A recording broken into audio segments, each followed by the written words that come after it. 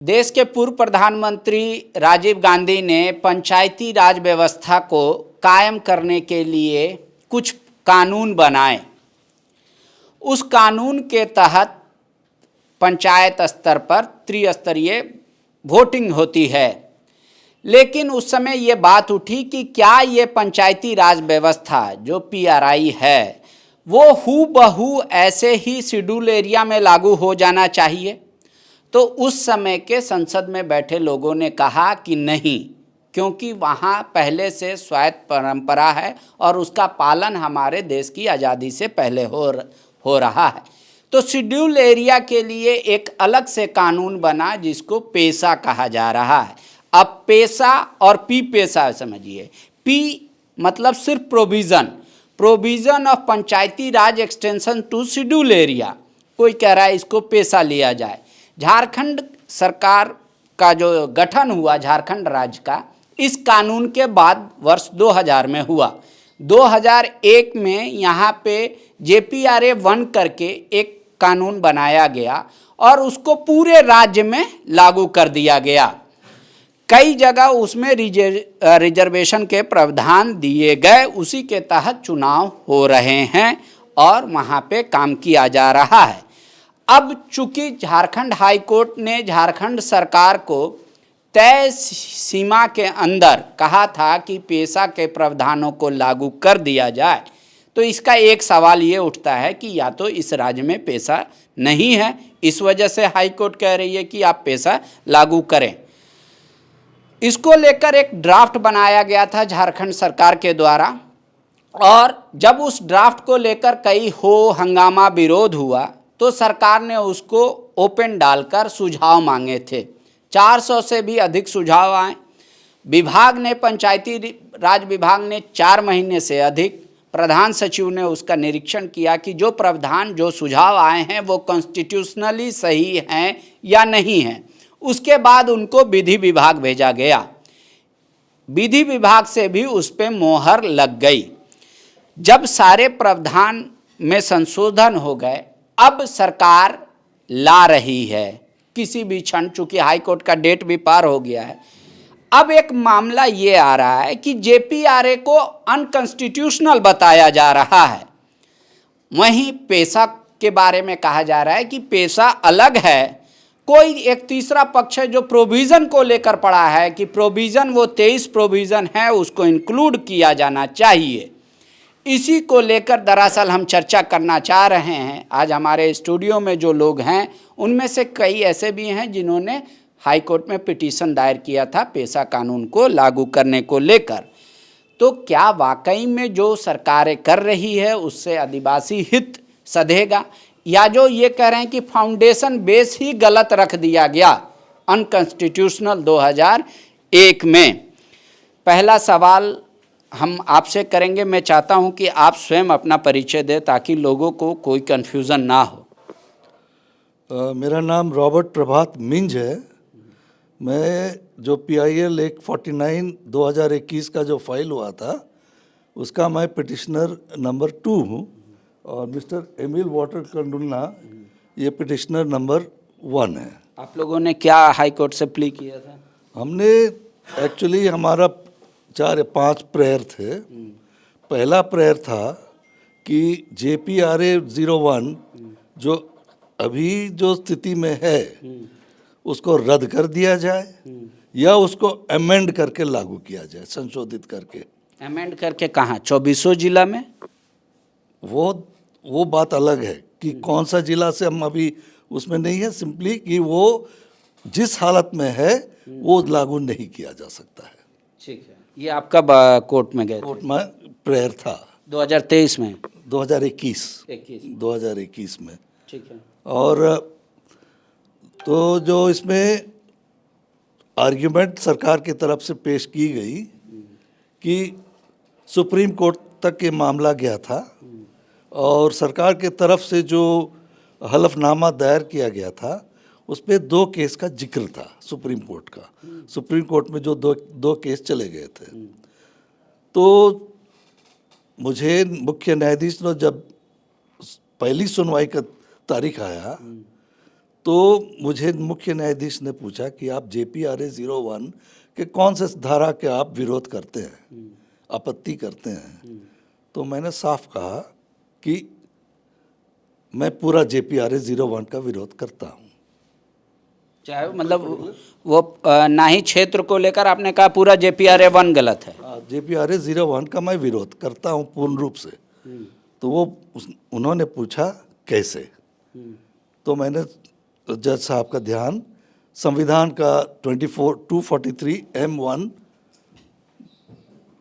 पर ध्यान देने के लिए कहा। तो उन्होंने किताब मंगा के देखा और उन्होंने पढ़ा। फिर मैंने कहा कि इसमें कानून बनाने के लिए पेशा जो पार्ट 9 ऑफ द कॉन्स्टिट्यूशन है उसको शेड्यूल एरिया में लागू करने के लिए जो पावर अधिकार दिया गया है उसमें सिर्फ संसद को दिया गया है एज पर आर्टिकल 243(4)(m)(4)(b). इसमें संसद को ही ये अधिकार दिया गया है ताकि जो पंचायत वाला प्रावधान है पार्ट 9 ऑफ द कॉन्स्टिट्यूशन में उसको संशोधित या अमेंड करके या चेंजेस ला के उसको शेड्यूल एरिया में लागू करे। तो ये पावर तो सिर्फ संसद को था। लेकिन राज्य सरकार ने, जब राज्य सरकार बनी तब उन्होंने एक अलग कानून निकाला, झारखंड पंचायती राज एक्ट 2001। अब ये तो अलग कानून बन गया।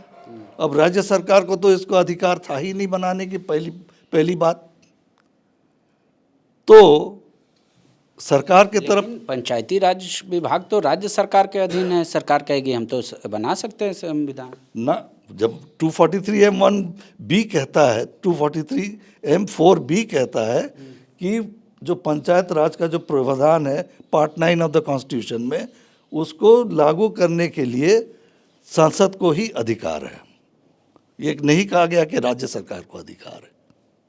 शेड्यूल एरिया में या सारे में? शेड्यूल एरिया में। अच्छा, राज्य सरकार नॉन शेड्यूल एरिया में बना सकती है, कुछ भी कर सकती है, उसके लिए वो फ्री है। बट शेड्यूल एरिया के लिए सिर्फ संसद अधिकृत है, वो राज्य सरकार कानून बना नहीं सकती है। ये मेरा पहला ऑब्जेक्शन था। इसीलिए मैंने पूरा JPRA 01 का ऑब्जेक्शन किया था।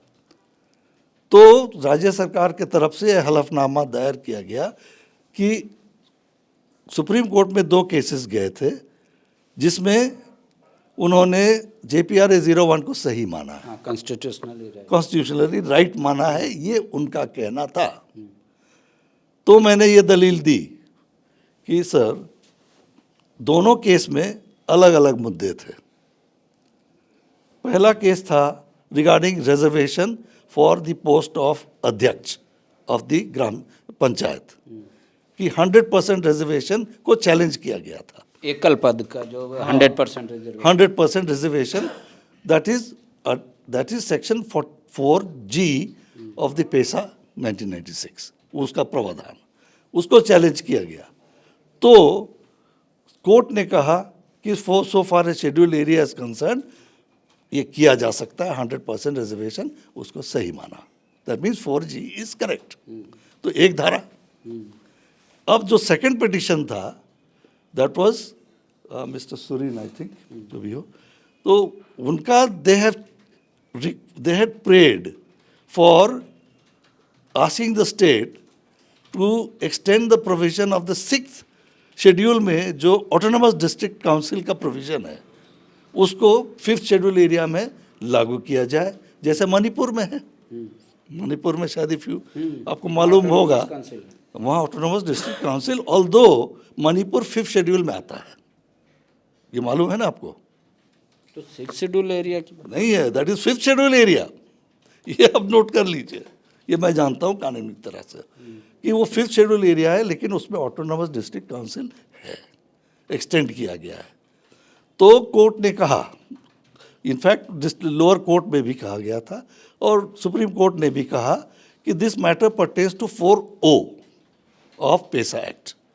और 4O पेशा एक्ट में वो अधिकार लेजिस्लेटिव असेंबली को दिया गया है, दे कैन डू इट, स्पष्ट लिखा हुआ है। सो द कोर्ट सेड कि ये तो हमारा अधिकार क्षेत्र से बाहर है, I cannot instruct. Therefore, that petition was dismissed.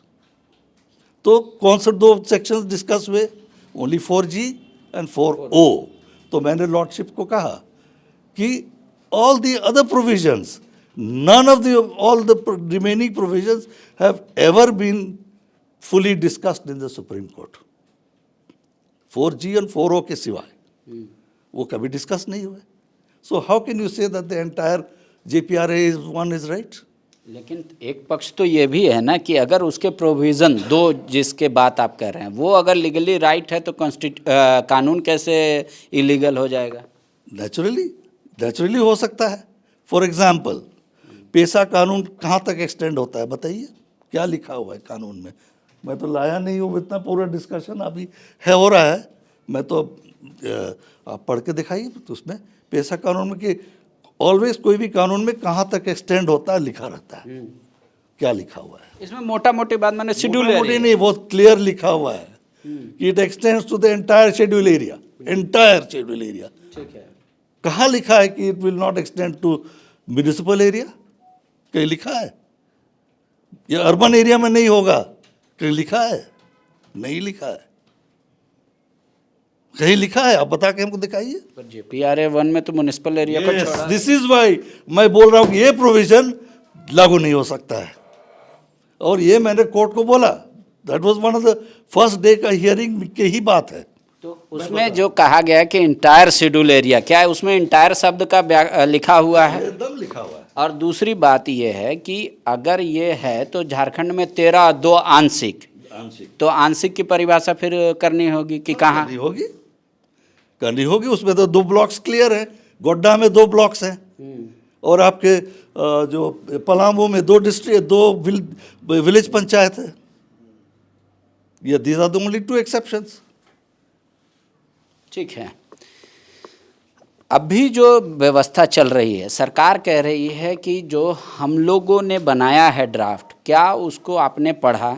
वो कहीं से अनकॉन्स्टिट्यूशनल लग रहा है क्या? ये बताइए. भले ही सुझाव का समय खत्म हो गया, फिर भी सुझाव आमंत्रित हैं. देखिए, सीधी सीधी बात है. जब JPRA 1 बना तो सीधे सीधे पंचायत के लिए सामान्य जो इलाका है और शेड्यूल इलाका में सीधे सीधे पेशा कानून बना 96 में. इसको इम्प्लीमेंट करना था, लागू करना था. जिस कारणों से जो भी तरीके से 2011 से जो चुनाव हो रहा है, ये पूरा शेड्यूल इलाका में माने सामान्य पंचायत कानून को ही ला दिया गया है यहाँ पर, और उसमें आदिवासी चेहरा दिखा दिया है, मुखिया प्रमुख जिला परिषद बना दिया गया है, और उसी को पेशा कानून बताया जा रहा है. यही विरोध का मूल बात है. हमारा कहना है कि जो पेशा कानून का मूल बात है उसको लागू करने के बजाय राज्य सरकार या उसके अधिकारी में इतना जोर क्यों दिए हुए हैं भाई? आप पेशा कानून को आप फुलफिल लागू कीजिए.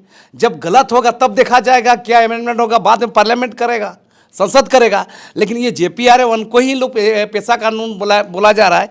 इसी पर सबसे ज़्यादा आपत्ति हम लोग. लेकिन एक पक्ष ये भी है कि भाई अब जब सरकार आजकल में कैबिनेट में इसमें निर्णय ले लेगी, आप लोग एक नया राग उठा दिए कि फाउंडेशन रॉन्ग है. एक्चुअली आपका इंटेंशन है कि पेशा रुक जाए. देखिए, कहने से तो बहुत बात है, लोग कह लेंगे अलग बात है. सवाल है कि आप कोई गलत चीज़ भी लागू कर दीजिएगा. कल तो ऐसा, कल राष्ट्रगान को भी चेंज कर लेगा तब इन लोग, और उसी को बोलेगा हम यही राष्ट्रगान है. तो ऐसा नहीं चलेगा. आप केंद्रीय कानून को चुनौती दे रहे हैं राज्य सरकार का. JPRA लागू करके आप केंद्रीय कानून को आप ये कर रहे हैं, उसका मूल चीज़ को आप बर्बाद कर रहे हैं.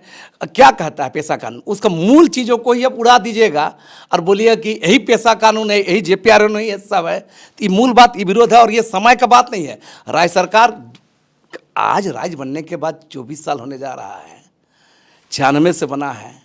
10 साल से हेमंत सोरेन की सरकार है. 10वां साल होने जा रहा, शुरू हो रहा है. पिछले कार्यकाल छोड़ दीजिए, इधर 5 साल मिला है. तो इतना दिन, कितना हमको लगता है कितना देर लगेगा? 2 महीने तक से लागू नहीं, अभी भी समय है, सुधार किया जाए, जब जाके तब सवेरा. हमारा कहना है कि आदमी के अंदर में, लोगों के अंदर एक व्यवस्था बन गई है कि 10-12 साल से चुनाव हो रहा है, 3 टर्म चुनाव हुआ, मुखिया चुनाव हुआ, JPRA 1 के आधार पर शेड्यूल इलाका में वही चुनाव हुआ.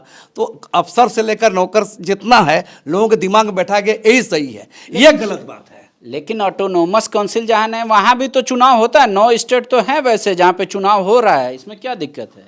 हमारा आप लागू नहीं करिएगा। नहीं अपने पारंपरिक, देखिए सबसे बड़ा बात है कि पारंपरिक स्वशासन की बात वहाँ किया गया है। आप हमारा एक मिनट, मेरा कहना, देखिए कोई भी व्यवस्था में, चाहे वो राजतंत्र व्यवस्था है, साम्यवादी व्यवस्था, कोई भी व्यवस्था में पहले इम्प्लीमेंट तो करिए। पेशा कानून को जो बना, पार्लियामेंट बनाया, उसको लागू तो कराया जाए। उसके बाद क्या कमी खामी होगी देखिए, उसके लिए पार्लियामेंट है, सक्षम है। लेकिन आप कुछ कर नहीं रहे हैं, जो मन से लागू कर रहे हैं और बोल रहे हैं इसी को पेशा कानून, ये घोर मैंने गलत बात है। ठीक है एहसन जी, थोड़े सवाल आपसे कड़े होंगे क्योंकि बहुत को ऐतराज है। जैसे JPRA कानून जो बनाया गया झारखंड सरकार के द्वारा, 2003 में भी अमेंडमेंट हुआ, 5 में भी हुआ, कह रहे ठीक है कि 24 डिस्ट्रिक्ट पे हमारे, आप कह रहे हैं कि इसको लागू नहीं होना चाहिए। बोले उस चीज़ को इसमें क्यों घसीट रहे हैं? ये तो पेशा का लागू करने की बात आ रही है, इसमें फिर क्यों JPRA को घुसाया जा रहा है? या JPRA को आप लोग कैसे अनकॉन्स्टिट्यूशनल बता दे रहे हैं? देखिए, सबसे बड़ी बात है कि झारखंड बना किसके लिए? अबू आदिसुम अबू आराइज, यहाँ पे आदिवासी स्वशासन व्यवस्था था, इसी के लिए बना। तो ये जो फंडामेंटल है इसका रोंग है। फंडामेंटल रोंग कैसे है? जैसे आप देखिएगा, अगर इस सारे चीज़ों को समझना है तो थोड़ा इतिहास में जाना पड़ेगा। जब संविधान बन रहा था और 5th शेड्यूल की बात हुई, 6th शेड्यूल की बात हुई, अनुसूचित क्षेत्र की बात हुई, तो उसके लिए एक सब कमेटी था। तो सब कमेटी में विरोध हुआ कि जब हम नया देश बना रहे हैं, नया संविधान बना रहे हैं हमारे देश के लिए, भारत आज़ाद हुआ, तो क्यों अलग अलग व्यवस्था होना चाहिए? तब उसमें बहुत क्लियरली कहा गया, जिसको सुप्रीम कोर्ट ने अपना जिसको झारखंड सरकार बार बार सुप्रीम कोर्ट बोलते हैं, उस जजमेंट को अच्छा से उनको पढ़ लेना चाहिए।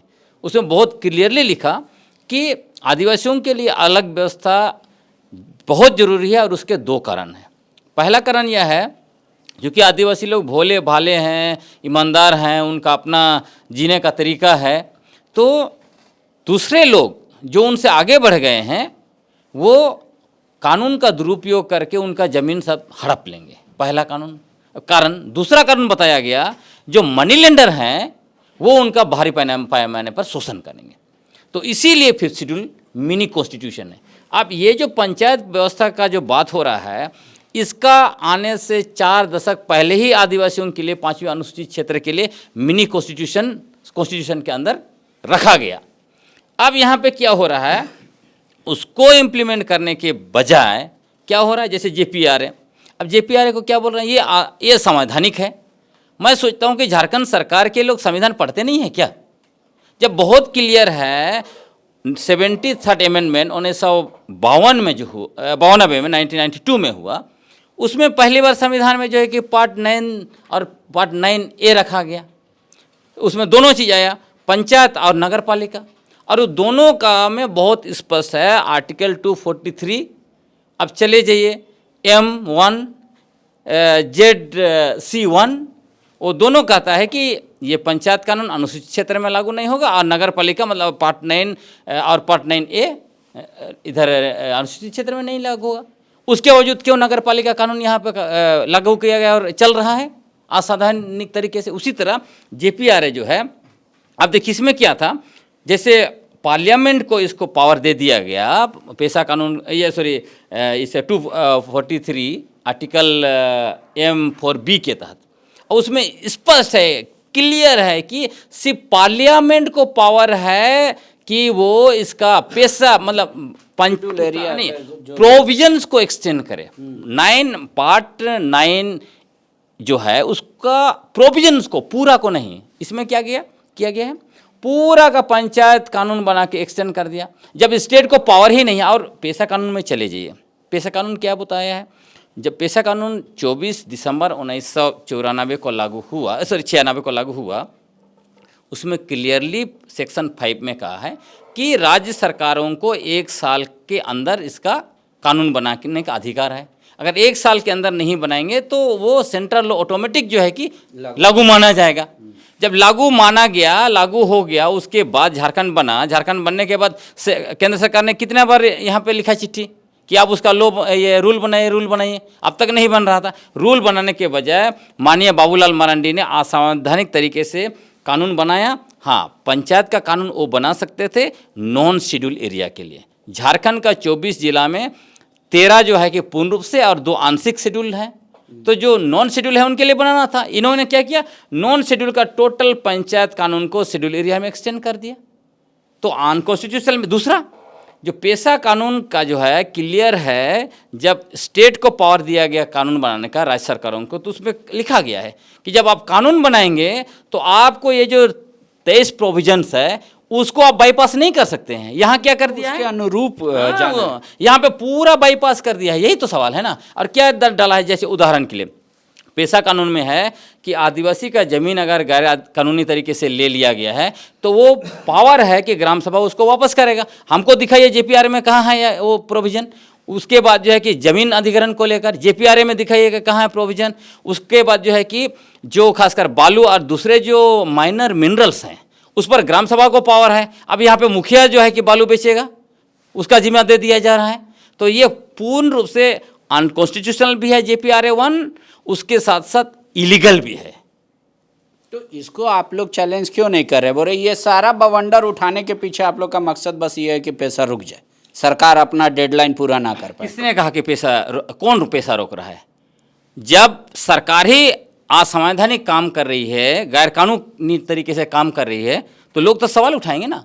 हम लोग तो पैसा लागू करो बोल रहे हैं। सिंपल सा हम लोग कह रहे हैं कि आप जो है, आपके पास पावर नहीं है कानून बनाने का, तो करना क्या है, आप जो है जेपीआरए में अमेंडमेंट, जेपीआरए सेक्शन 1 सबसेक्शन 2 में अमेंडमेंट कीजिए, उसको शेड्यूल एरिया से हटाइए, नंबर 1।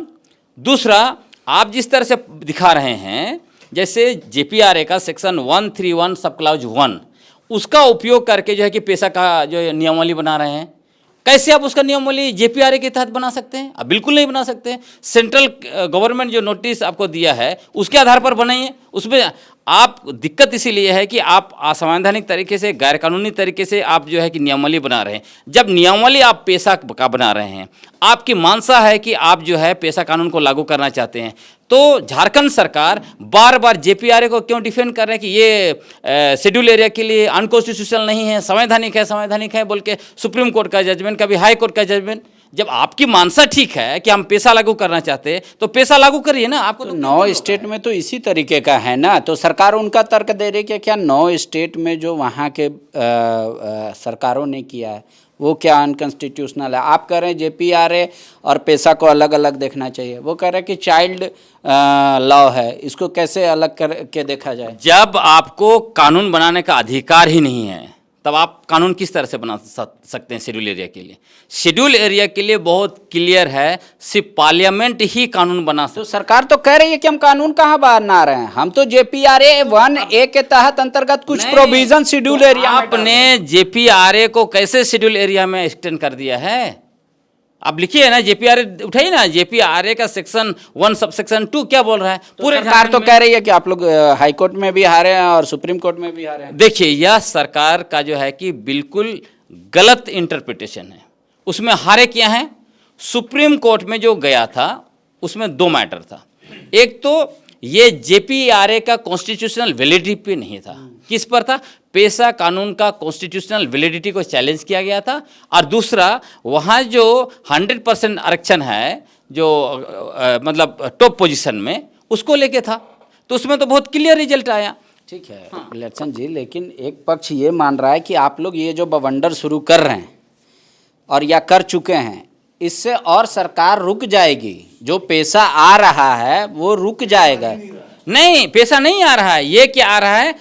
ये खिचड़ी जो बना के रखा है आपका जेपीआरए और पैसा का जो खिचड़ी बनाया है माननीय बाबूलाल मरांडी ने, तो उसी खिचड़ी को परोसने की कोशिश हो रही है, वो भी गलत तरीके से। और क्या, हमारा जो ग्राम सभा का जितने अधिकार है उसको छीन के मुखिया और बाकी लोगों को, ब्यूरोक्रेट्स को देने की पूरी योजना है। और आपको मैं बता रहा हूँ इसके पीछे तो जो सरकार जो प्रोविजंस बना रहे उसमें तो मुखिया सिर्फ एग्जीक्यूटिव बॉडी होके रहेगा। देखिए गलत शेड्यूल एरिया में आपको बता रहे हैं, वो डिसीजन मेकर थोड़ी रहेगा, वो तो परंपरागत जो व्यवस्था नहीं, आप मिला लीजिए, आप जेपीआरए निकालिए, जेपीआरए में जो है कि पैसा का जितना प्रोविजन दिए हैं उसको देख लीजिए, और इन्होंने नियमावली बनाए हैं उसको देखिए। जब जेपीआरए में आपने पैसा का प्रोविजन डाला ही नहीं है कि ग्राम सभा जो है जो इलीगल लैंड एलिनेशन हुआ है उसको रिस्टोर करेगी, अभी का नियमावली में देखिए रिस्टोर करेगी बोल के नियमावली बना रहा है।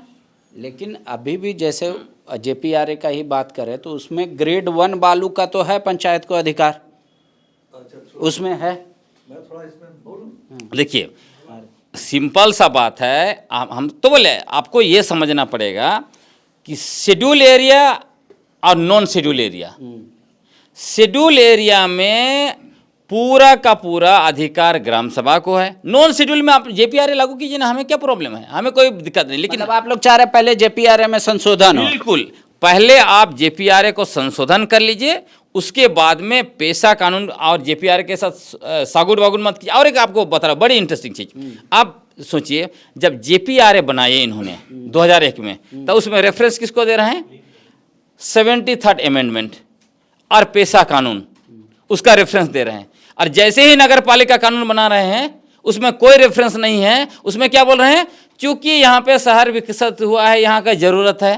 क्यों नहीं दे रहे हैं, क्योंकि 73rd अमेंडमेंट में जो ये पार्ट 9(1) है उसमें जो ये अमेंडमेंट ही ये संसद में नहीं हुआ है, आप लागू नहीं कर सकते हैं।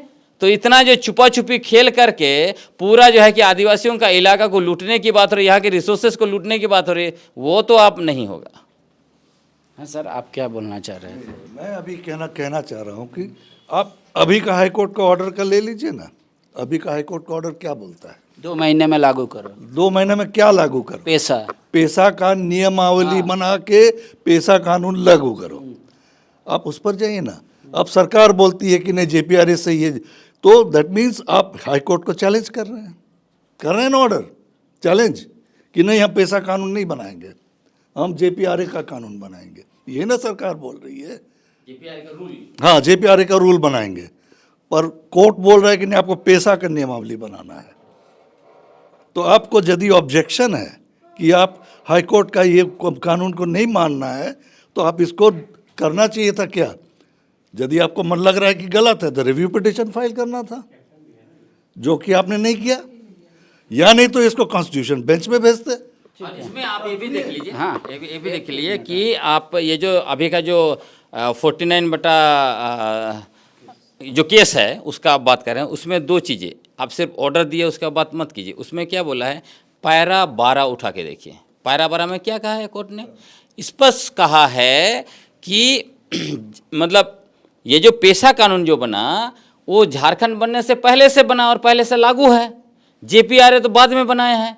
और उन्होंने स्पष्ट कहा है कि ये जो है जेपीआरए जो है पैसा के साथ कॉन्सोनेंस नहीं है, उसके अनुरूप नहीं है। सिंपल बात यही है। जब उसके अनुरूप नहीं है, जब हाई कोर्ट कह रहा है, तो आप फिर उसके आप जेपीआरए को पैसा बता के आप नियमावली कैसे बना दे रहे हैं। लेकिन डुंगडुंग जी ये बात आ रहा है कि कई लोग जो समाज के अलग अलग, जैसे मुंडा, ओरांव, खड़िया या महली, जो भी, वो लोग सरकार के साथ खड़े हैं, कह रहे वो सरकार ठीक कर रही है, और आप लोग को कह रहे कि आप लोग विरोध में खड़े हैं। और उन्होंने इल्ज़ाम लगाया कि आप लोग परंपरागत व्यवस्था से दूर चले गए, इस वजह से ये चाह रहे हैं।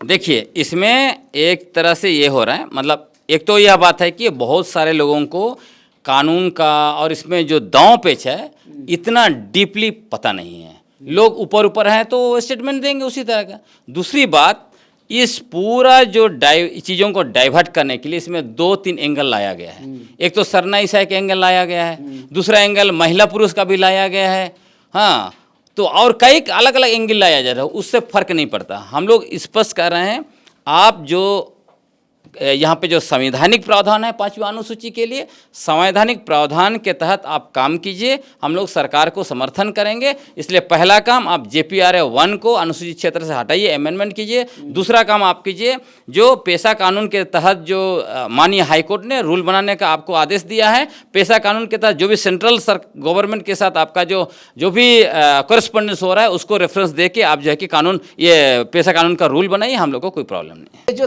23 प्रोविजन पी पेशा पेशा, ये डिफरेंस क्या है? कोई बोल रहा है कि जब पेशा बोलते हैं उनके सामने तो वो कहते हैं नहीं पी पेशा बोलिए जनाब, ये प्रोविजंस कहाँ खा गए, यही तो पेशा है। वो 23 प्रोविजंस आप लोग खा जा रहे हैं। कोई कह रहा है कि आप लोग इस तरीके से जानबूझ के ये नया एक कि फाउंडेशन गलत है, फाउंडेशन गलत है, जबकि कोई ऐसा गलत नहीं है। ये नया मुद्दा उठाया, आप हाई कोर्ट के पिटिशनर भी हैं, पिटिशनर नंबर 1, आप ही के मतलब एक तरीके से कोर्ट ने आदेश दिया आप ही की सुनवाई के बाद मामला कि भाई 2 महीना में बनाइए, डेट पार हो गया।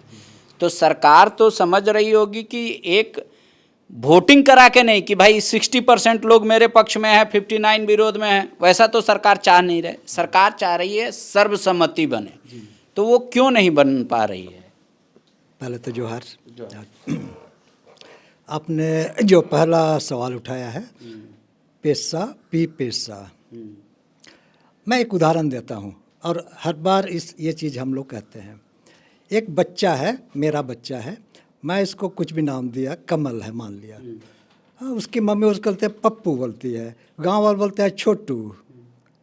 आदमी तो एक ही है, ये भी कंटेंट तो एक ही है, ऐसा कुछ नहीं है, लेकिन किसी ने उसको पी पेशा बोल दिया, हम तो उसको पेशा बोल रहे हैं। और जो कॉमन नोमेनक्लेचर है सरकार के तरफ से कोर्ट में, चाहे पूरा भारत में, वो पेशा चल रहा है। अब अपनी मर्जी से बोल लीजिए, हमको कोई एतराज़ नहीं है, लेकिन ये तो सिर्फ एक्रोनिम है। अब बोल लीजिए, हम लोग को कोई एतराज़ नहीं है, लेकिन चूँकि जो अंदर में जो कंटेंट है वो तो सेम ही रहा है, वो तो कहीं नहीं बदल रहा है, और हम लोग उसके लिए लड़ाई लड़ रहे हैं। जी हाँ, आप उसको पेशा बोलिए, पप्पू बोलिए, किसी बच्चे को कुछ को छोटू बोलिए, क्या फ़र्क पड़ता है, बच्चा तो वही है अपने अपने ढंग से। तो आप लोग क्या चाह रहे हैं? देखिए, जो अभी का मुद्दा जो आ रहा है, ये इस बार आया है जब से पेशा दिवस जो मनाया गया, उसके बाद ये सवाल उठ रहा है, उससे पहले नहीं उठा था। अभी जो पेशा दिवस का जिसने आयोजन किया, उसके बाद ये आ रहा है कि नहीं, हम तो JPRA 1 को ही लागू करेंगे। यहाँ पर आप जो हम पर अभी जो इन लोगों से, दूसरों से आपने सवाल पूछा कि आप लोग क्या चाहते हैं, चाहे बाउंडर क्यों खड़ा कर रहे हैं, बाउंडर तो उधर से सरकार की तरफ से आया है। तो सरकार करे JPRA ही मदर है, उसका बच्चा है पेशा, वो इसमें कहीं कोई किंतु परंतु नहीं है। 2 लॉ उसको अलग अलग करके क्यों देखे? मैं उसको ऑब्जेक्ट करता हूँ, मदर कौन है? जब चलिए मदर ही की बात कर रहे हैं, तो हमारा जो अभी का जो फैसला है उसमें एक पूरी तरह लिखा हुआ है कि ओरिजिनल कौन सा कानून है। पहला पेशा पहले आया कि ये JPRA 1 पहले आया, तो कौन मदर होगा? वो 96 का है, ये 2001 का है, तो बड़ा तो वही हुआ ना। अब ये बहुत सिंपल लॉजिक है। और देखिए, सरकार को ऐसा लगता है, जो हमको ऐसा लगता है कि सरकार 2 चीज़ को डिफ्रेंशिएट नहीं कर पा रही है कि भाई ये सामान्य क्षेत्र इस राज्य में है और शेड्यूल्ड एरिया भी कोई कानून है। एक 5वीं अनुसूची का क्षेत्र है जिसमें कि 13 जिले हैं और कुछ पार्ट्स हैं, और बाकी जनरल एरिया वाले हैं। तो उनके लिए, जनरल के लिए अलग कानून है और शेड्यूल्ड एरिया के लिए बिल्कुल अलग है, जिसको हम लोग बोलते हैं, चाहे संविधान में एक बात लिखा हुआ है, अपवादों और उपांतरों के साथ। जो 23 प्रोविजन आप जो कह रहे हैं वो बेसिकली अपवाद हैं, जनरल कानून के अपवाद हैं और उपांतर हैं। तो हमको तो वो चाहिए, और लेकिन इन्होंने जो जनरल कानून है उसी को वहाँ पर थोप दिया। हम लोग इसका ये कर रहे हैं, और ये पहले से, आज नहीं कि आज हम पेशा को रोकने के लिए नहीं कर रहे हैं। ये सरकार नहीं चाहती है कि भाई ऑब्जेक्ट करे और देखे क्या हंगामा खड़ा हो जाए तो हम लोग को फिर लेट करेंगे। ये उनकी मंशा है, ये हमारी मंशा नहीं है। हम तो इसको लागू करने के लिए मतलब आप ये इल्जाम लगा रहे हैं कि सरकार ऐसा चाह रही है ताकि लेट हो जाए, समय मिले। एग्जैक्टली हम यही कह रहे हैं। क्या आप लोग को परेशानी ये है कि आपको लगता है शेड्यूल एरिया में दो कानून चल जाएगा, पैसा भी चल जाएगा, JPRA भी? क्या ये डर है आप लोग को या मैं गलत समझ रहा हूँ? नहीं, सिंपल सा बात है हाँ। कि देखिए, इसमें आपको आर्टिकल 254 भी देखिए, उसमें स्पष्ट है यदि दो कानून, एक सेंटर का भी हो स्टेट का भी हो, तब वो दोनों जब एक ही विषय पर हो तो कौन प्रिवेल करेगा? तो उसमें क्लियर है कि सेंटर का प्रिवेल करेगा।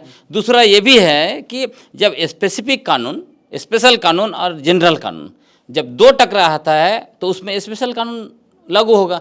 तो फिफ्थ शेड्यूल के लिए कौन सा स्पेशल कानून है, क्या पैसा है या फिर JPRA है? तो बहुत क्लियर है। इसलिए हम लोग कह रहे हैं कि ये जो राज्य सरकार, झारखंड सरकार असंवैधानिक तरीके से फिफ्थ शेड्यूल में जनरल पंचायत कानून को थोप रही है, उसके खिलाफ हम लोग हैं।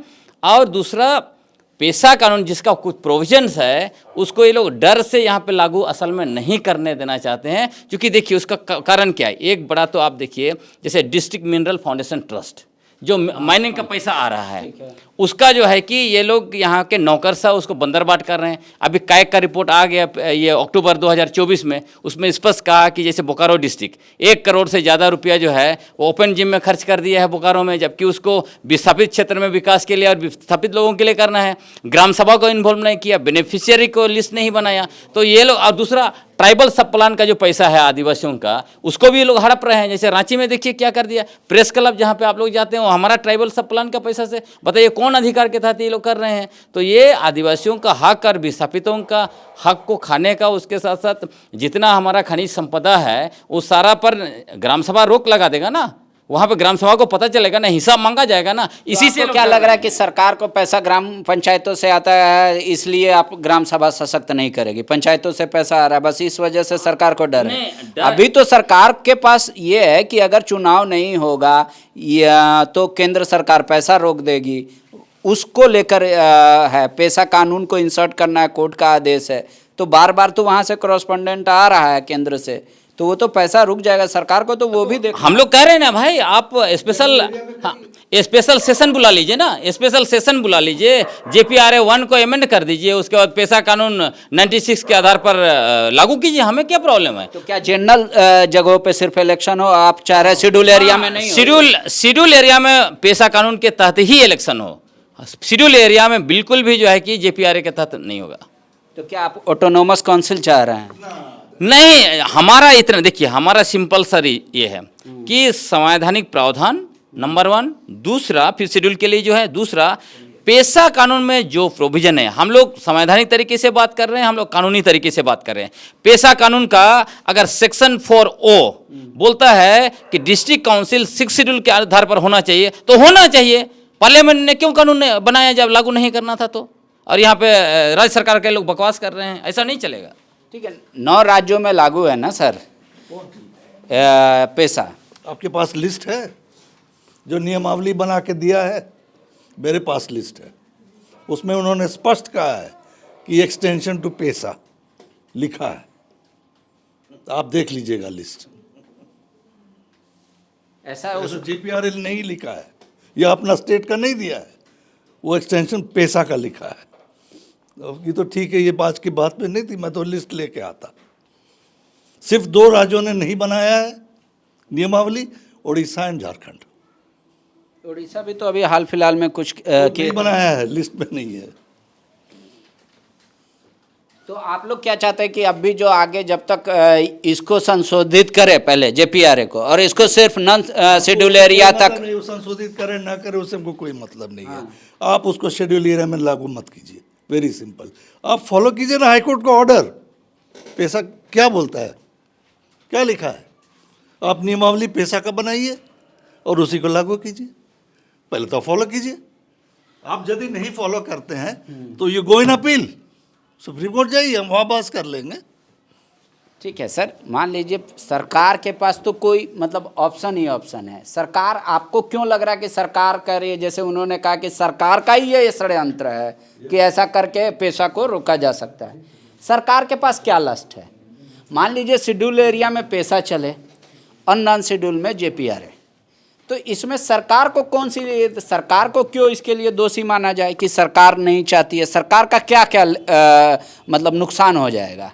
अभी आप लोग देख रहे हैं ना संभल में क्या हो रहा है, गदा लेकर के वहाँ का सीईओ घूम रहा है, देख पा रहे हैं ना पूरे देश में आइडियोलॉजी की लोग डिवाइड हो गए, यहाँ हमारे आदिवासी लोगों को अकेला छोड़ रहे हैं। आप अभी कह रहे थे, अभी सर से आप पूछ रहे थे कि दूसरे स्टेट्स में पैसा लागू हुआ है, वहाँ क्या है। छत्तीसगढ़ का भी हाल फिलहाल का है, 2024 का उदाहरण देख लीजिए। हसदेव जंगल लूट लिया बिना ग्राम सभा को पूछे। आपका गांव ग्राम सभा गांव के अंदर रॉकेट लॉन्चर से पुलिस हमला कर रही है, समझ रहे हैं। सरकारी अधिकारी और ब्यूरोक्रेट लोग अपने इर्द गिर्द के लोगों के हिसाब से बनाते हैं। उनके इर्द गिर्द कौन लोग रहते हैं? एनजीओ वाले लोग, जो सरकार का पार्टी है कि उनके योजनाओं को उनको लागू करना है।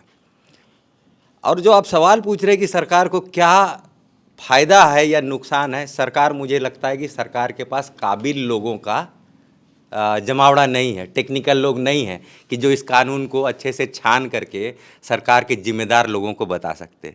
अन्यथा हमारे ब्यूरोक्रेट को बोलने की क्या ज़रूरत थी? हमारे मंत्री साहब आकर के नहीं बोल सकते थे क्या?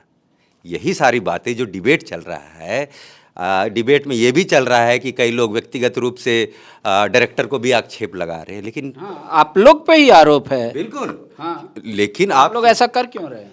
इसका सीधा मतलब यह है कि किसी भी अधिकारी का एक प्रोटोकॉल होता है कि क्या चीज़ें, बातें जनता के सामने रखनी है, वो कितनी सेंसिटिव है। कोई भी अधिकारी अपने सोशल मीडिया हैंडल पे विभाग की बातें नहीं लिखता है, लेकिन यहाँ पर हमें देखने से पता चल रहा है कि ये जो अधिकारी है वो गैर संवैधानिक काम कर रही हैं। लेकिन आप तो उनको पर्सनल टारगेट कर रहे हो, तो वो तो अपने सोशल मीडिया पे, जैसे उन्होंने भी कई सवाल आपसे किए हैं और उन्होंने वही जो एंगल कहा ग्लेडसन जी ने कि सरना और क्रिश्चियन का भी एंगल देखा जा रहा है कि भाई क्रिश्चियन मतलब मिशन से जुड़े हुए लोग इसके विरोध में हैं, आप कह रहे सरकार विरोध में है पैसा के। तो उसी तरीके से बात उठ रहा है कि जब भाई बात तो पैसा दिवस से ही चालू हो गया। जो लोग पत्थलगड़ी आंदोलन में गिरफ्तार हुए, सजा याफ्ता हुए, हमारी डायरेक्टर उनके साथ उनको पैसा के ले करके उनको फ़ोटो खिंचवाना था क्या? क्या ये बढ़िया बात थी? नहीं, पर कोई भी कैसे मना कर सकता है? आप भी तो कई फिल्म बनाते हैं, स्टूडेंट आते हैं आपके साथ फोटो खिंचाते हैं। स्टेज में आप कैसे लेकर के चढ़ जाइएगा? स्टेज में लेके चढ़ जाएगी कॉमन, हम पूछ रहे हैं तब। तो आपकी लड़ाई तो सरकार से होनी चाहिए, मान लीजिए, तो आप अधिकारी से क्यों? मान लीजिए कि 1996 में जब पैसा बना, सरकार ने उस समय भी पैसा कई दिवस के बाद से सरकार का कोई भी जिम्मेवार व्यक्ति, मैं ब्यूरोक्रेट की बात नहीं कर रहा हूँ, कोई भी नेता ने इसके बारे में एक शब्द नहीं कहा है, एक शब्द नहीं कहा है। और जो चल रहा है वो सिर्फ अधिकारियों के द्वारा चल रहा है, वो भी टुकड़े में दिग्भ्रमित करने के लिए। क्यों चल रहा है? क्या हम सिविलियन होकर के क्यों चल रहा है, इस सवाल का जवाब नहीं खोजेंगे? खोजेंगे, क्योंकि जो अधिकारी है वो भी हमारे आदिवासी समुदाय से है। उनको क्या दिक्कत है? उनको क्या क्यों नहीं, उनको क्यों दिक्कत हो? तो सरकार का इंस्ट्रक्शन फॉलो करना है उनको लॉजिक भी तो लगाना है कि कानून क्या लिखा है। उनको कानून के दायरे में ही तो काम करना है। इंस्ट्रक्शन तो ऑफ कोर्स सरकार के जो वादे उसने चुनाव में किए उसी को फॉलो करना है, उसके पीछे उनको अपनी टेक्निकलिटी लगानी है, जायज़ करना है सारी चीज़ों को, वो करे। लेकिन मैंने जो इस पूरे कंसल्टेशन, पैसा को लेकर के जो कंसल्टेशन चला है पिछले 2 साल में, कई दफ़ा मैं गया है ना, लेकिन उस चीज़ों में गांव के लोगों को ज़रूर बुलाया गया, लेकिन आदिवासी समाज के जो प्रबुद्ध लोग जो कानून जानते हैं या फिर पैसा या स्वशासन की लड़ाई आज की नहीं है, लिखित इतिहास में 250 साल की लड़ाई है। अब आप सोचिए, ऐसे लोग जो कानून की जानकारी रखते हैं उनको इस कंसल्टेशन में नहीं बुलाया गया। तो सरकार कहेगी आप फिर आधा सच बोल रहे हैं। सरकार कह रही है हम स्लाइड तैयार किए, सबको ओपन बुलाया, सुझाव मांगे, जो सुझाव आया वो लीगली सही है तो उसको हमने एक्सेप्ट किया, कई को विधि विभाग में भेजा, बोला हर प्रक्रिया अपने। सुझावों में सबसे बड़ा सुझाव तो वो पेटिशन था जो कि कोर्ट में डाला गया था। तो जिनके पिटीशन डाले गए थे, क्या उनको इसमें कंसल्ट किया गया? मेरा सवाल तो पहला तो यही है, क्यों कंटेस्ट कर रहे हैं? क्या इनको संतुष्ट करने की कोशिश की जो इस लीगल जो लड़ाई है उसमें जो ऑब्जेक्ट कर रहे हैं? वो तो कह रहे JPRA खत्म कीजिए। और सर मुझे लगता है कि आपको भी समझ नहीं है JPRA और पैसा के बीच में। वो कह रहे शेड्यूल एरिया क्यों लेकर, आपका तो पहला डिमांड यही था। नहीं, मैं वो तो दैट इज अ प्रेयर, हाँ। कोर्ट माने ना माने, ठीक है। अब we are bound by the order of the court. Para number 12 पढ़िए, ये ऑर्डर कोर्ट का है, बहुत स्पष्ट है, बहुत स्पष्ट है कि पेशा कानून को इम्प्लीमेंट करना है। नंबर 1 कोर्ट ने माना, उसको इम्प्लीमेंट करना है। और कोर्ट ने ये भी बोला कि जो ओरिजिनल जो लॉ है उसके अनुसार यदि नियमावली नहीं बनेगी तो it can not be implemented. Therefore इसका बनाना अनिवार्य है, इसीलिए उन्होंने मैंडेमोस का रिट इश्यू किया। What is that? You have, it is an order, you have to do it, नहीं तो you face contempt of court. तो वही मैं जानना चाह रहा हूं कि आप कह रहे हैं कि सरकार या अधिकारी जो भी आप लोग कह रहे हैं कि गुमराह कर रहे हैं, तो इसमें नुकसान क्या हो जाएगा सरकार को? सरकार को मैं इसमें बहुत सारी चीज़ बताने की, मैं तो चश्मा ठीक है। एनीवे, इसमें क्या नुकसान हो जाएगी? अब मैं एक चीज़ जो बताना चाहता हूँ, whether you will edit it और रिमूव इट, ये बात आपकी है। नहीं हम लोग चलाएंगे। बता देता हूँ, चलाइएगा नहीं, कहेगी इसमें बहुत ही अहम मुद्दा है। आपको पता होगा कि हमने तो चैलेंज किया कि म्यूनिसिपैलिटी झारखंड म्यूनिसिपल एक्ट 2011 आप कैसे शेड्यूल एरिया में एक्सटेंड कर दिए without an enabling law being passed by parliament. जैसा पेशा के लिए 1990 से पेशा पास हुआ संसद द्वारा, उसी तरह म्यूनिसिपैलिटी में शेड्यूल एरिया में लागू करने के लिए 243ZC क्लॉज 3 में पावर संसद को दिया गया है। आज तक कोई कानून नहीं बनाया है। तो राज्य सरकार ने झारखंड म्यूनिसिपल एक्ट 2011 कैसे शेड्यूल एरिया में एक्सटेंड कर दिया। अब मैं इसके पीछे राज में बताता हूँ। एक अधिकारी, मैं नाम नहीं लूँगा, एक अधिकारी ने कहा कि आप अभी पैसा का कानून वाला मुद्दा उठाइए, पर म्यूनिसिपैलिटी का मुद्दा मत उठाइए, क्योंकि राज्य सरकार को इससे बहुत राजस्व मिलता है। यही है। अब बताइए,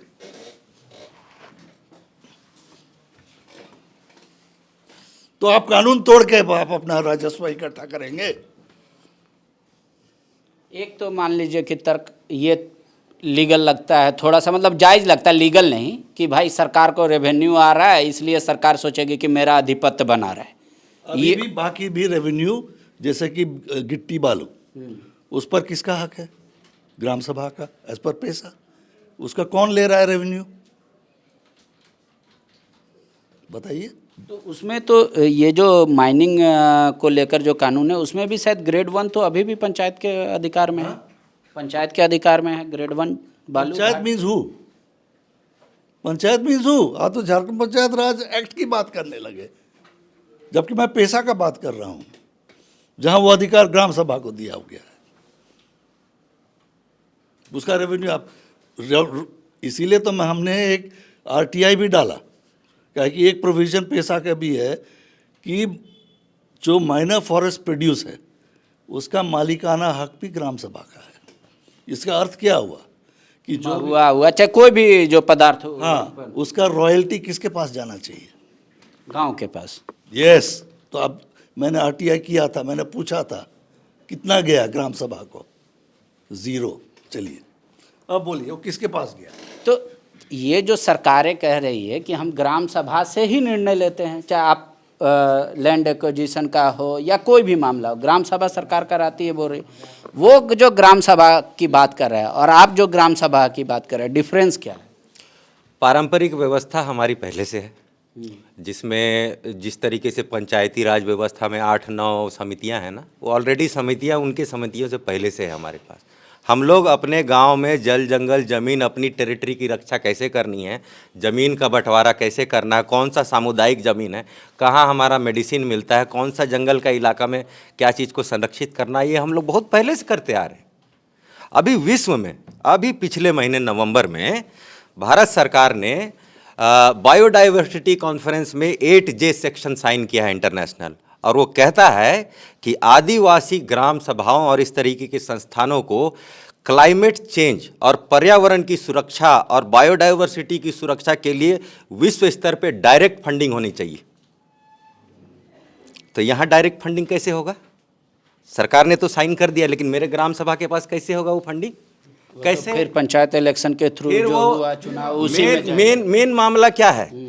ब्लॉक में जो अधिकारी बैठा है, जो हमारा लाइन लगा के रखता है, और उसका जो एजेंट पंचायत सेवक हमारे यहाँ से हर एक बुढ़िया से 1000 रुपये लेता है उनका पेंशन बनवाने के लिए, ये सब पेशा कानून आने से बंद हो जाएगा।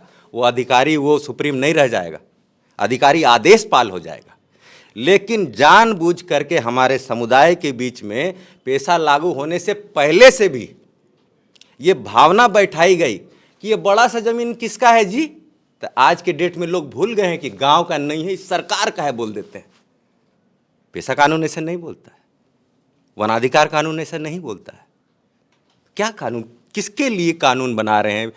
पंचायती राज अधिनियम, अभी म्युनिसिपल का भी ये आ गया, किसके लिए बना रहे हैं? हमारी सभ्यता, हमारी संस्कृति, हमारा स्वशासन की पद्धति, इसी को मजबूत करने के लिए ना बना रहे हैं कि आप मुखिया थोपने के लिए बना रहे हैं, कि आप हमारा जो समाज कैसे चलता है, अपना गवर्नेंस कैसे करता है, कोर्ट ने माना होगा कि सही करता है तभी तो इनको पावर दिया। बिल्कुल, लेकिन सरकार का एक तर्क ये भी हो सकता है कि मुखिया उन्हीं समाज के बीच से चुना हुआ प्रतिनिधि है। तो मुखिया और इसमें बहुत अंतर है ना। मुखिया क्या है कि आप 5 लाख रुपया खर्चा कीजिए, टेम्पू में लगाइए, है ना, उसके बाद इन्हें तेने दारू पिलाइए और हो गया मुखिया।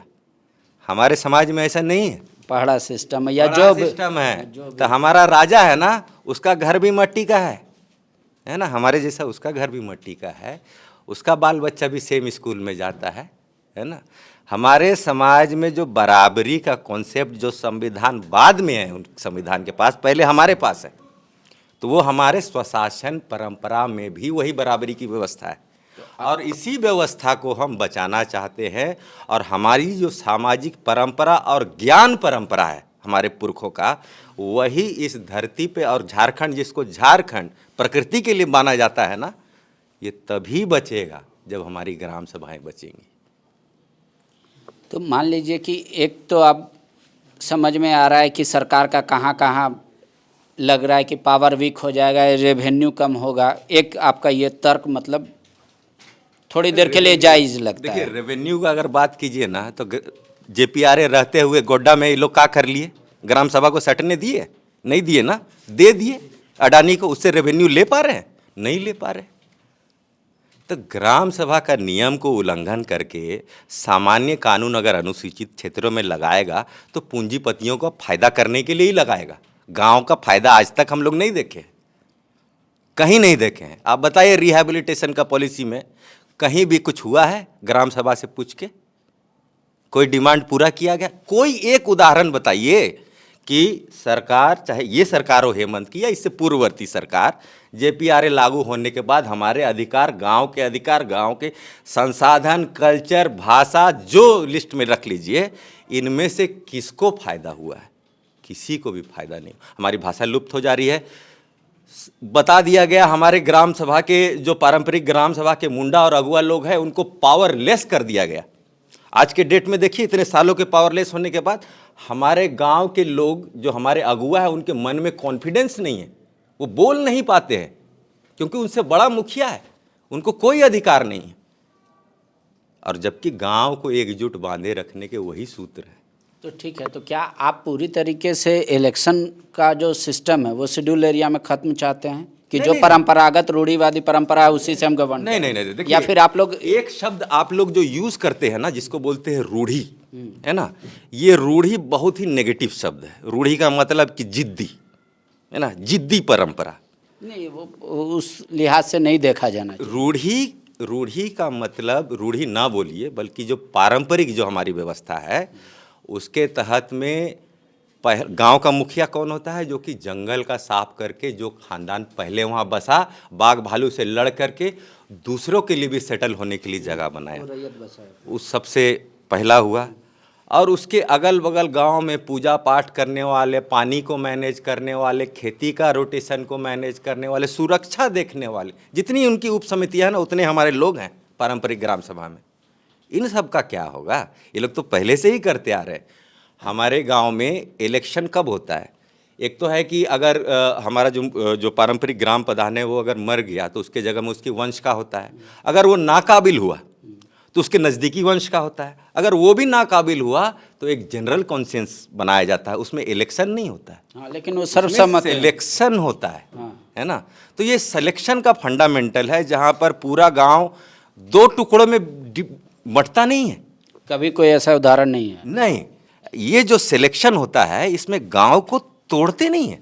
मान लीजिए जो परंपरागत तरीके से आ रहा है उसके खूट में नहीं मिला अगर एलिजिबल आदमी, ऐसा कोई उदाहरण है? ऐसे बहुत उदाहरण है। आप देखिए जाकर के सिंहभूम में पहले कहा जाता था कि महिलाओं को ग्राम सभा का प्रधान नहीं बना जाता है। अभी हमारे सिंहभूम में पारंपरिक ग्राम सभाओं की इतनी महिला इतनी तेज हो गई कि उनके ग्राम सभा से एक केस भी नहीं जा रहा पुलिस स्टेशन, वहीं पर सब निपटा रहे महिला। ऐसा नहीं है कि रूढ़ी बोल करके हम लोग वहीं स्थिर हैं। आदिवासियों की संस्कृति ठहरा हुआ तालाब नहीं कि जो सड़ जाए, वो निरंतर बह रहा है, उसमें निरंतर सुधार आते जा रहे हैं। महिलाओं को स्थान मिल रहा है, अपने आप को रूल करने का, बाहरी दुनिया को स्टडी करने का, प्रबुद्ध लोगों को खड़ा करने का, ये सारी प्रक्रिया गाँव में चल रही हैं। लेकिन अगर अभी सरकार सोच रही है कि आज से 50 साल पुराना हमारा ग्राम सभा है ना, तो ऐसा नहीं है। हमारा ग्राम सभा अभी बहुत विकसित है।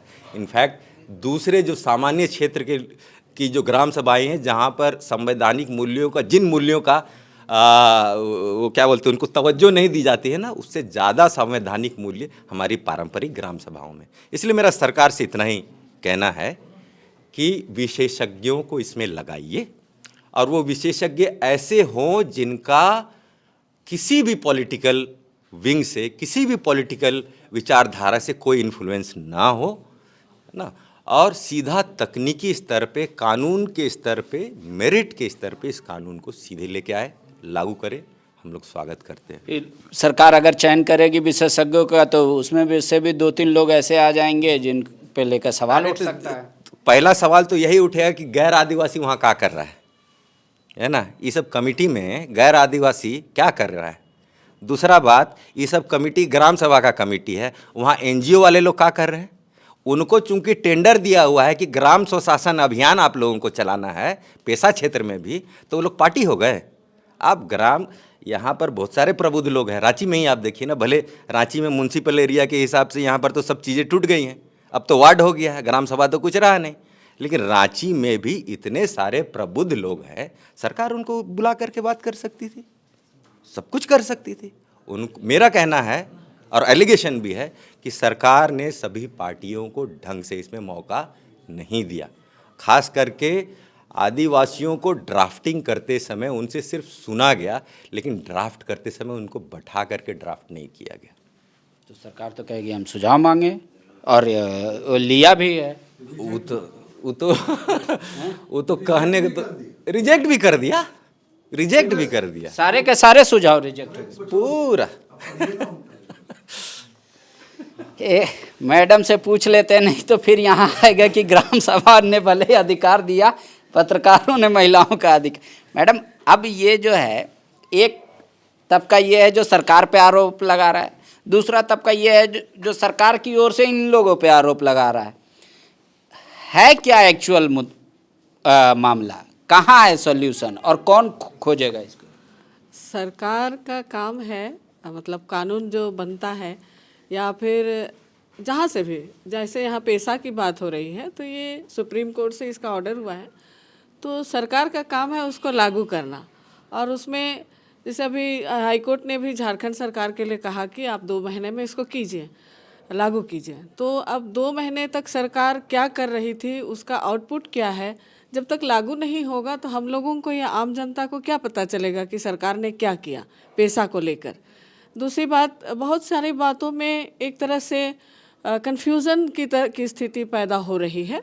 2-3 ग्रुप बंट जा रहे हैं, लोग एक दूसरे पे आरोप लगा रहे हैं, जबकि ऐसा नहीं होना चाहिए। आदिवासी समाज का ये नेचर नहीं है कि हम लोग एक दूसरे पर आरोप लगाएं, और ये एक तरह से स्थिति उत्पन्न की जा रही है, मतलब सिचुएशन क्रिएट किया जा रहा है कि लोग कन्फ्यूज़न में रहें, और एक डिसीज़न लेने का, जो एक ठोस नीति बनाने का या ठोस निर्णय लेने का जो एक होना चाहिए, रास्ता बनना चाहिए, उसमें एक तरह की बाधाएं बनाई जा रही हैं, उत्पन्न की जा रही हैं।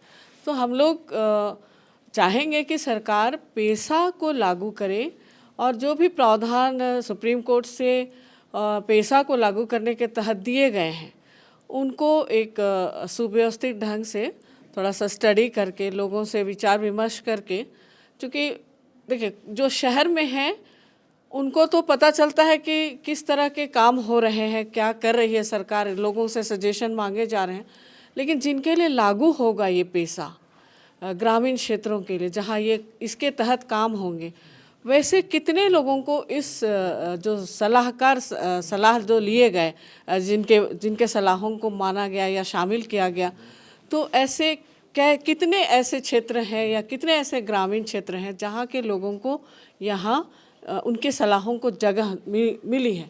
तो इसको भी सरकार को ओपन करना चाहिए कि हमने मांगा था, इतने सलाह आए थे, उसमें हमने ये को चुना, तो ये भी क्यों चुना, किस लिए चुना, उसका एक वैलिड रीज़न तो होना चाहिए ना, ताकि आप जो एक अजीब सी स्थिति हो रही है, मतलब जब से अभी पेशा दिवस अभी हाल में मनाया गया, उसके बाद से अफरा तफरी लग रहा है। हर तरह के सोशल ये प्लेटफॉर्म में देखिए, कोई कुछ कह रहा है, कोई कुछ कह रहा है। तो सरकार में जो लोग हैं जिनको इन कामों को करने का या इस नीति को लागू करने का, बनाने का, उसको सामने लाने की जिम्मेदारी जिनके ऊपर है, वो थोड़ा सा इस पर पारदर्शिता बरतें। कहाँ से कितने सलाह आए, उनके पास तो 2 महीने का समय था, तो शायद काफ़ी था।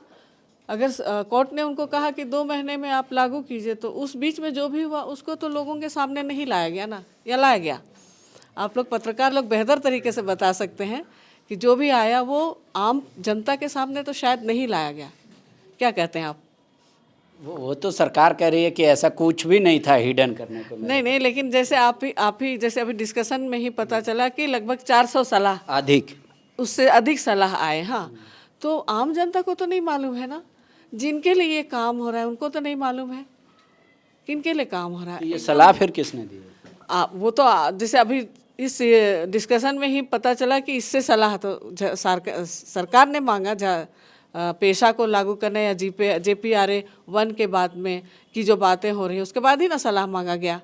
तो वो सलाह किसके तरफ से आया, ये तो किसी को मालूम नहीं है।